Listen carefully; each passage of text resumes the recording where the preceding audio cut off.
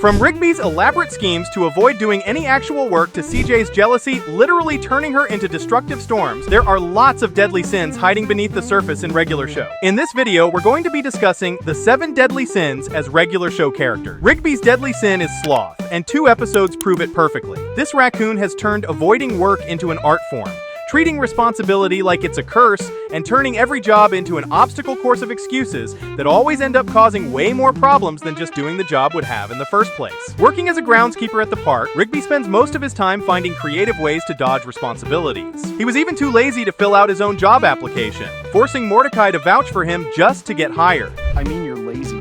What? I'm not lazy. Dude, you were too lazy to fill out an application for this job. That's why I had to vouch for you in the first place. Just because I was too lazy to do something boring like fill out a job application doesn't mean I'm lazy. The entire show revolves around Mordecai and Rigby slacking off and avoiding work to entertain themselves, with Rigby being the lazier of the duo. While Mordecai at least shows some work ethic occasionally, Rigby treats every task like it's personally insulting him. Picture this: you're Benson, trying to run a park, and you've got this employee who treats every job assignment like you just asked him to climb Mount Everest. His slothful attitude is a deliberate lifestyle choice where he sees work as the enemy and avoiding it as his primary goal in life. In Just Set Up the Chairs, the tension builds when Benson assigns the simple task of setting up chairs for a birthday party. Rigby immediately complains about getting stuck with lame jobs, literally saying, "setting up the chairs?" Like Benson just asked him to perform brain surgery. Benson straight up calls them slackers who can't be trusted with something actually important because you're always slacking off. This sets up the perfect storm of Rigby trying to prove he's not lazy while being incredibly lazy about it. The environment is already tense because Benson is clearly fed up with their constant work avoidance, and Rigby's immediate complaints about such a simple task just prove Benson's point about their terrible work ethic. The chair episode perfectly captures Rigby's slothful nature because after setting up literally one chair, he immediately gets bored and starts goofing around, pretending to be a robot with the chairs instead of actually working. When they find an arcade room, Rigby completely abandons the job to play games, showing how his attention span for actual work lasts about 30 seconds before he finds something more entertaining. His procrastination and distraction leads to unleashing a video game monster that nearly destroys the entire park. Here. It's a special entertainment! Yeah! All because he couldn't be bothered to finish setting up some chairs. The simplest possible task becomes a supernatural nightmare because Rigby's sloth made him prioritize fun over responsibility. Temp Check takes his laziness to another level entirely. Rigby gets fed up with having to remow a lawn and decides to hire a temp worker named Doug to do all his work for him. He literally says, "If hiring a dude to do all my work and paying them a small part of my paycheck while I go get a meatball sub is a scam, then this is a huge scam." The guy openly admits he's running a scam to avoid work, and he's proud of it. While Doug does all the actual labor, Rigby just disappears to take breaks and eat meatball subs. This episode shows how Rigby's sloth has evolved from simple procrastination to actively scheming ways to make other people do his job while he gets paid for it. Both episodes show how Rigby's slothful schemes backfire spectacularly. In the chair episode, his work avoidance unleashes supernatural chaos that threatens everyone's safety. In Temp Check, his laziness backfires when Doug turns out to be a shape-shifting criminal who steals Rigby's identity and paycheck. Paycheck? Oh, you mean this one? Sure, take it. Gotta cover the finder's fee. Benson gets so fed up with Rigby's work avoidance that he assigns him toilet duty for the next 3 months as punishment. The immediate fallout always involves Rigby facing consequences that are way worse than just doing the original work would have been. His so-called shortcuts are basically booby traps for the entire park, backfiring spectacularly every single time. What makes this pattern so destructive is how Rigby's sloth affects everyone around him.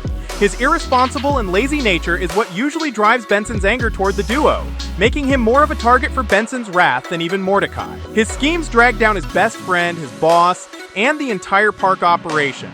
Mordecai constantly gets caught up in Rigby's lazy schemes, often against his better judgment, which damages his own relationship with Benson. The park suffers because basic maintenance doesn't get done, and other employees have to pick up the slack when Rigby's avoidance creates bigger problems. I'll get to work. But, oh wait. Is that the sound of somebody who wants to be fired? Even at the end of Temp Check, after learning his lesson about hiring someone else to do his work, No, you're not.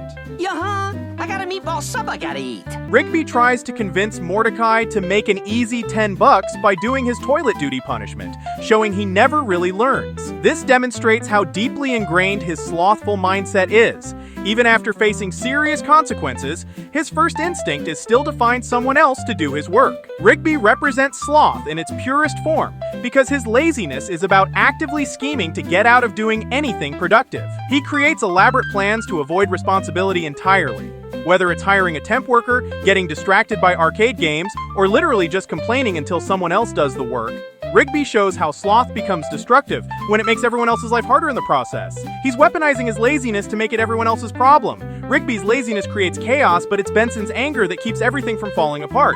But before I tell you about Benson's sin, be sure to subscribe to our channel. Benson's deadly sin is wrath, and his explosive anger defines nearly every interaction he has. This gumball machine becomes a walking volcano of fury that could explode at any moment, turning his rage into both a destructive force and, oddly enough, the only thing keeping the park from complete chaos. As the park manager, Benson deals with constant chaos from his employees, especially Mordecai and Rigby. His job requires him to maintain order in a place where normalcy goes to die, and honestly, that would drive anyone insane. Between Mordecai and Rigby's endless slacking, Muscleman's inappropriate jokes, and the supernatural disasters that happen weekly, Benson operates in a pressure cooker environment where his anger has become his default response to everything. He's managing employees who regularly unleash supernatural chaos and destroy property while treating their jobs like a joke. Both Benson Be Gone and Weekend at Benson's build tension from the same source,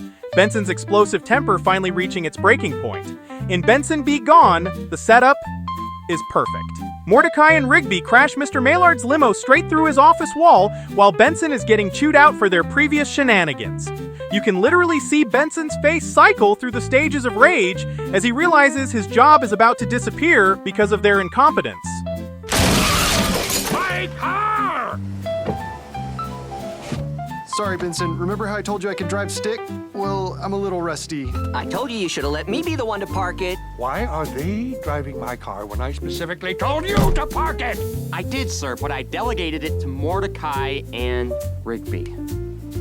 In Weekend at Benson's, the fuse gets lit when Mordecai and Rigby can't even handle the simple task of screwing in a light bulb after an entire hour, and Benson's frustration boils over into pure wrath when they start fighting instead of holding the ladder. Benson Be Gone showcases wrath in its most destructive form. When Susan takes over as the new manager, Benson gets demoted to regular park worker, and his anger transforms into something different: spite. He goes from being the angry boss to being an angry employee, and watching him learn to slack off is both hilarious and terrifying. When Susan threatens to fire him for not working, Benson's wrath reaches its peak. He literally tells her, "I've wasted my whole life at a dead-end job, and I'm not wasting another second working for you. So go ahead and fire me." That's years of suppressed rage finally exploding. But here's where it gets interesting. Benson's wrath actually saves everyone when Susan turns into a literal giant monster. His anger becomes righteous fury as he fights to get his job back and protect his employees from Susan's tyranny. Get back to work! Don't listen to her! Keep slacking off! No! There's only one way to deal with employees like you! Weekend at Benson's shows wrath in a more controlled but equally intense way. After Mordecai and Rigby accidentally knock him unconscious, Benson wakes up at a party with his mouth on fire from hot peppers. When he discovers what happened, he's ready to fire them on the spot, but his wrath gets redirected when he sees Audrey cheering for him. Instead of just exploding, he channels his anger into making Mordecai and Rigby drink the disgusting Mississippi Queen concoction as punishment. This shows how Benson's wrath can be strategic. He uses his anger as a tool for justice. Both episodes demonstrate how Benson's wrath creates immediate consequences that ripple through everyone around him. In Benson Be Gone, his explosive anger initially costs him his job and throws the entire park into chaos under Susan's rule. The other employees get transformed into Susan clones because Benson wasn't there to protect them with his controlled fury. In Weekend at Benson's, his wrath almost ruins his chance with Audrey, but it also forces Mordecai and Rigby to face consequences for their actions. The immediate aftermath in both cases shows that while Benson's anger can be destructive, it's often justified given the circumstances he deals with. What makes Benson's wrath so fascinating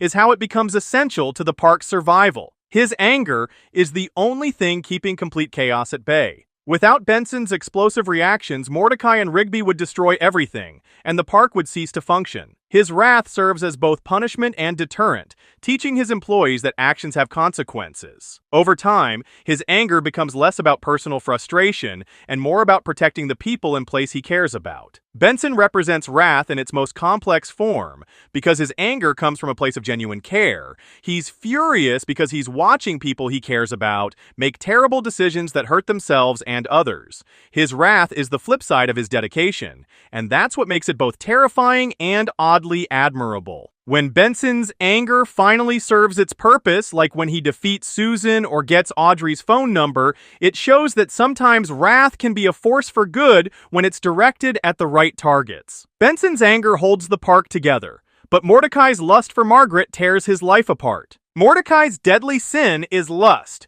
and his romantic obsession controls every aspect of his life.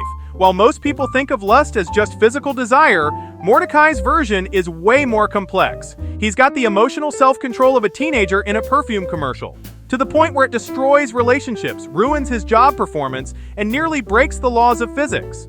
As a park groundskeeper, Mordecai should be focused on his job, but instead he's constantly distracted by his romantic pursuits. His crush on Margaret, the coffee shop waitress, becomes the defining aspect of his character. Every conversation, every decision, every major plot point somehow revolves around his desperate need for romantic validation. He's obsessed with the idea of being with her, and this obsession makes him do increasingly irrational things that hurt everyone around him. The pattern starts building in caffeinated concert tickets, where Mordecai's entire motivation changes the moment he learns Margaret is going to a fist pump concert. At first, he thinks the band is for losers and has zero interest in going. But the second Margaret mentions she'll be there, his lust completely takes over. The tension escalates as he becomes willing to work massive overtime, deal with dangerous coffee bean creatures, and risk his job just to be in the same room as her. When he sees Margaret in that tank top at the venue, he literally drools and abandons all rational thinking. Caffeinated concert tickets shows Mordecai's lust in action when he tells Rigby, "You're lucky I care about Lady Pex," revealing exactly what's driving him: pure physical and romantic desire. His obsession makes him completely ignore the actual concert he worked so hard to attend, focusing only on Margaret. Yes, Dude, Yes takes this destructive pattern even further when Mordecai thinks he sees Margaret getting engaged to another guy. He falls into a 5-day depression spiral that completely consumes him.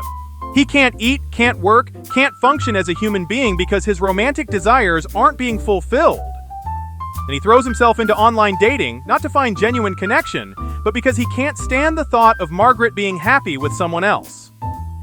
The climax happens when Mordecai discovers that Margaret's fiancé is just her cousin, showing off his prosthetic leg. His lust immediately overrides his developing relationship with CJ, and he asks Margaret to see the same movie he was supposed to see with CJ. When CJ confronts him about this betrayal, she literally transforms into a destructive storm cloud because she realizes Mordecai was using her as a rebound while still being obsessed with Margaret. His lust creates a situation where both women end up hurt and angry. Bad Kiss shows the most extreme manifestation of Mordecai's lustful obsession. After finally kissing Margaret, he becomes so obsessed with the imperfection of that moment that he's willing to break the laws of time and space to fix it. He uses time travel multiple times, creates multiple versions of himself, and nearly destroys the timeline, all because his romantic desire wasn't perfectly satisfied. His lust demands that every interaction with Margaret be flawless, so he keeps going back in time trying to create the perfect romantic scenario. The immediate consequences are always catastrophic. In caffeinated concert tickets, his lust leads to him missing the entire concert he worked so hard to attend. In Yes, Dude, Yes, his romantic obsession destroys a coffee shop and ruins potential relationships with 2 different women.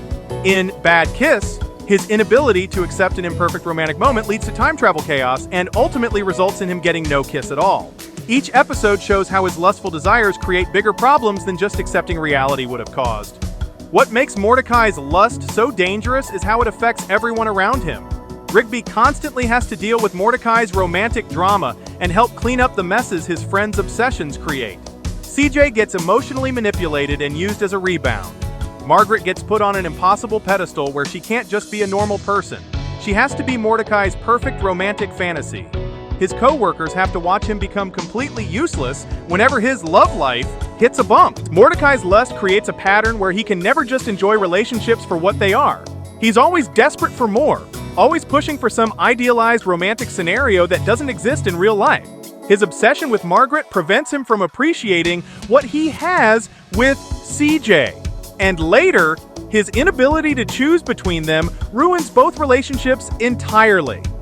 Mordecai represents how lust I about being so consumed with romantic fantasy that you lose sight of reality. He can't work properly, can't maintain friendships, and can't treat romantic partners as real people because he's always chasing some perfect romantic ideal that exists only in his head. Mordecai's lust ruins his life, while Muscleman's greed destroys everyone else's. Muscleman's deadly sin is greed, and his obsession with money and status turns him into a complete monster when he thinks he's rich.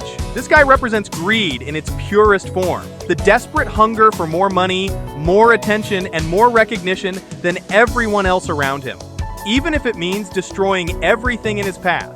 As a park groundskeeper, Muscleman should be focused on his job and working as part of a team, but instead, he's always looking for ways to elevate himself above his co-workers. He constantly brags about his possessions, his supposed wealth, and his connections. Even in normal conversations, he can't help but make everything about himself and what he owns. His trailer becomes a symbol of status in his mind, and he treats his job not as work that needs to be done, but as an opportunity to show off and prove he's better than everyone else. The warning signs are everywhere. He regularly makes comments about money and status, always trying to one-up his co-workers and putting down Mordecai and Rigby for being poor losers. The tension builds in Big Winter when Mordecai and Rigby decide to prank Muscleman with a fake lottery ticket for his birthday. They're tired of his constant pranks and want to get revenge, so they give him what looks like a winning $1 million ticket. At first, Muscleman is unimpressed and dismissive, saying nobody wins these things anyway. But when he scratches off the ticket and sees 3 matching symbols, his entire personality starts to shift. The moment he believes he's won $1 million, you can see his greed beginning to take control as he realizes he's about to become the richest person he knows. Come on, scratch it, dude. You could win $1 million. Fine, but I'm keeping these quarters. $1 million, big deal. Never get it. Whoa, 2 in a row. Okay, one more. I won! Big Winner shows exactly what happens when Muscleman thinks he's actually struck it rich. His greed completely takes over his personality the second he believes he's wealthy. He becomes a completely different person who looks down on everyone else as inferior beings. He immediately starts calling his co-workers losers and acting like they should worship him now that he's rich. His greed makes him incredibly reckless with money he doesn't even have yet. At Wing Kingdom, he orders the most expensive items on the menu: triple threat gourmet sauces in diamond-encrusted containers. He doesn't order these because he wants to enjoy good food. He orders them specifically because they're expensive and he wants everyone to see him spending big money. The really ugly side comes out when he starts remodeling the park. He destroys furniture, smashes tables, and tears down property, all while justifying it by saying he'll just buy better replacements. His greed makes him see everything and everyone as disposable. If he has money, he can just replace whatever he breaks, including relationships and respect. He threatens to remodel Mordecai and Rigby's faces when they try to interrupt his destruction, showing how his greed turns him violent and aggressive toward anyone who questions his behavior. When he breaks a table at the restaurant, he laughs it off saying he can just buy another one, showing how greed makes him wasteful and destructive. When the truth comes out about the fake lottery ticket, Muscleman's world crashes down completely. He goes from feeling like the richest, most important person alive to realizing he's been completely fooled. The whiplash is devastating because his entire sense of self-worth was tied to having more money than everyone else. Without that wealth, he has to face the fact that he's just another park employee, and his greed can't handle that reality. The immediate aftermath shows how dangerous greed can be when it's threatened. Muscleman becomes violent and destructive, attacking lottery machines and fighting security guards. His greed created such an inflated sense of entitlement that losing his imaginary wealth feels like a personal attack that justifies violence. Even in Exit 9B, when everyone needs to sign a document to save the park, Muscleman can't resist making his greed obvious. While everyone else is focused on the serious task of saving their workplace, he deliberately makes his signature the biggest one on the paper and then brags about it. "Looks like my John Hancock's the biggest. Now give me a high five because I've got a huge signature." Even during a crisis, his need to have more than everyone else, even just more space on a piece of paper, takes priority over the actual goal. What makes Muscleman's greed so destructive is how it affects everyone around him constantly. His co-workers have to deal with his bragging, his put-downs, and his constant need to prove he's better than them. When his greed takes over completely, they have to clean up the literal and emotional mess he creates. His greed makes him an unreliable teammate who's always more focused on personal gain than collective success. Muscleman never really learns from these experiences because his greed is too fundamental to his personality. He continues bragging, continues trying to one-up everyone, and continues treating money and status as the most important things in life. His greed makes him perpetually unsatisfied.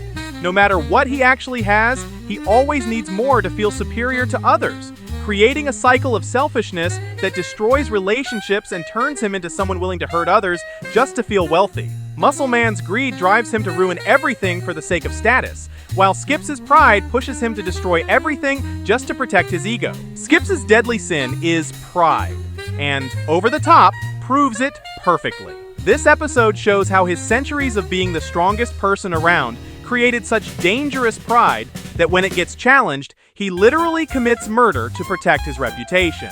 As the park's immortal maintenance worker, Skip's has spent hundreds of years being the strongest and most capable person around. Everyone knows that when there's a problem, Skip's can fix it, and when there's a fight, Skip's wins. His pride has been built up over centuries of never losing, never failing, and always being the person others turn to when they need someone stronger. At McCooligan's restaurant, this reputation gets put on full display when Benson starts bragging about how strong Skip's is and challenges him to prove it through arm wrestling matches. Benson is making it a public declaration that Skip's is unbeatable, which feeds directly into Skip's pride about his superior abilities. The tension builds as Skip's easily defeats everyone who challenges him. Benson, Pops, Mordecai, High Five Ghost, and Muscleman all go down without a fight. Each victory reinforces what everyone already knows and what Skip's takes pride in. He's simply on a different level than everyone else. This is about his entire identity as the superior being who's been around longer and accomplished more than anyone else. But then Rigby, the weakest person in the group, steps up and asks for his turn.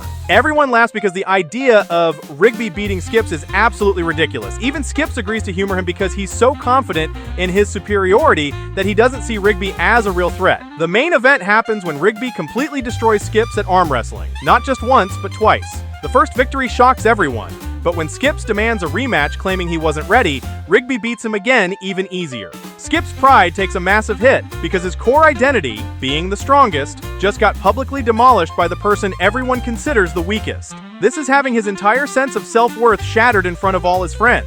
The look of complete shock and disbelief on Skip's face shows that his pride can't process what just happened.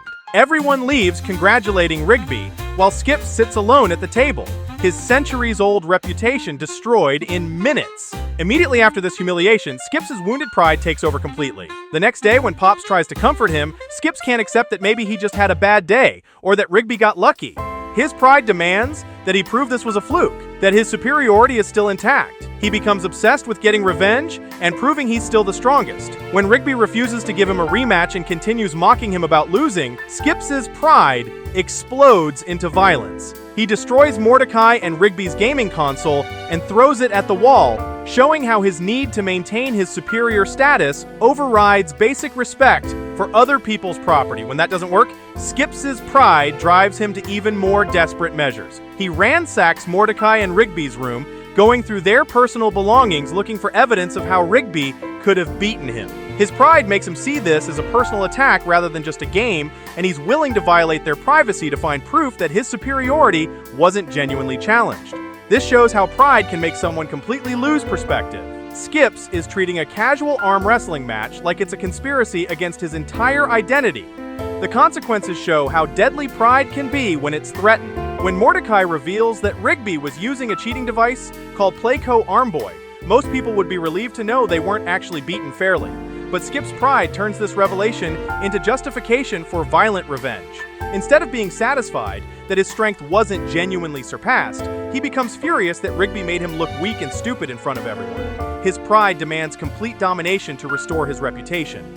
At their final confrontation, Skip's pride completely overrides his judgment and morality. He rips off the Playco Armboy to expose Rigby's cheating, but that's not enough for his wounded ego. He arm wrestles Rigby so aggressively and violently that he smashes him through the table with enough force to kill him instantly. His need to prove his superiority literally leads to murder. He values his status as the strongest more than his friend's life. This episode demonstrates how pride works as a deadly sin through Skip's complete inability to accept any challenge to his superior status. His pride is a dangerous obsession that makes him escalate from disappointment to property destruction to murder, all to protect his reputation. The fact that he kills someone just to prove his superiority shows that pride can completely override basic morality and human decency, making it one of the most destructive sins of all. Skip's pride drives him to destroy everything for his reputation, while CJ's envy turns her into a dangerous storm over jealousy. CJ's deadly sin is envy, and 3 episodes prove it perfectly. Her jealousy over Mordecai and Margaret's relationship literally transforms her into destructive storms that endanger everyone around her, showing how envy can turn someone into a monster who hurts innocent people just because they can't handle seeing others together. As Mordecai's girlfriend, CJ should feel secure in their relationship, but she's constantly haunted by the shadow of Margaret, Mordecai's ex. CJ knows that Mordecai and Margaret have history, and this knowledge eats away at her constantly. She's consumed with jealousy about what Margaret represents. Margaret is the woman Mordecai loved first, the one who got all his romantic firsts, and the one he spent years pining after. CJ's envy makes her see Margaret as everything she wishes she could be to Mordecai. Her powers as a storm cloud aren't just random. They're directly connected to her emotional state, which means her envy literally becomes a destructive force. She gets suspicious whenever Margaret's name comes up. She overanalyzes every interaction Mordecai has with his ex, and she can't enjoy her own relationship because she's always comparing herself to Margaret. The warning signs are everywhere, but everyone ignores them until it's too late. Merry Christmas, Mordecai shows exactly what happens when CJ's envy reaches its breaking point. At Eileen's Christmas party, Mordecai is nervous about seeing Margaret, but promises CJ that his feelings for his ex are completely in the past. CJ believes him and even kisses him, saying, "That's all I needed to know." But when couples start kissing under the mistletoe disco ball, Mordecai accidentally runs into Margaret and gets caught up in memories of their relationship. They end up kissing under the mistletoe, and CJ walks in at exactly the wrong moment. CJ sees the kiss and her envy explodes into literal storms. She transforms into a destructive weather system and flees the party, leaving Mordecai devastated. Her envy makes her see the kiss as proof that Mordecai will always choose Margaret over her, that she'll never be good enough to compete with his first love. She completely shuts down and refuses to listen to Mordecai's explanations, while he desperately tries to fix what happened. Sad Sacks continues showing how CJ's envy poisons their relationship even after they reconcile. When Mordecai brings her flowers and apologizes, she's willing to forgive him, but then Margaret calls his phone with a custom ringtone that includes their photo together. CJ's envy immediately flares up again. She assumes Margaret is still actively pursuing Mordecai and that he's been lying about cutting contact with his ex. She storms off, literally creating destructive weather that follows her emotional state. Throughout the episode, Mordecai tries increasingly desperate stunts to win CJ back, but her envy makes her suspicious of everything he does. When she finally agrees to meet him and talk things through, she sees him hugging Margaret from a distance and immediately assumes the worst. Envy doesn't let her consider that it might be an innocent goodbye hug. She only sees evidence that Mordecai is choosing Margaret over her again. 1000th Chopper Flight Party shows the most dangerous manifestation of CJ's envy yet. Mordecai goes to Margaret's dad's party and promises to bring CJ cake, but she shows up unexpectedly when her volunteer work ends early. She sees Mordecai and Margaret laughing together in a helicopter, and her envy immediately turns her into a massive storm cloud that threatens to destroy everything. CJ's envy-fueled storm causes Margaret's parents to fall out of the helicopter, nearly killing them. Her jealousy is so consuming that she almost murders innocent people just because she can't stand seeing Mordecai enjoy himself with his ex. When Mordecai accidentally falls onto Margaret's lap and gets cake on her face, CJ's envy reaches murderous levels. She starts shooting lightning at the helicopter and shaking it so violently that Margaret almost falls to her death. Margaret's parents could have died. The helicopter almost crashed, and everyone at the party was terrorized. All because CJ couldn't control her jealousy over seeing Mordecai and Margaret together. Even when Margaret reveals she has a boyfriend and there was never anything romantic happening, CJ realizes her envy made her react violently to a completely innocent situation. She breaks down crying, finally understanding that her jealousy almost caused a tragedy. That's the end of the video. Make sure to subscribe to our channel, and I'll see you in the next one.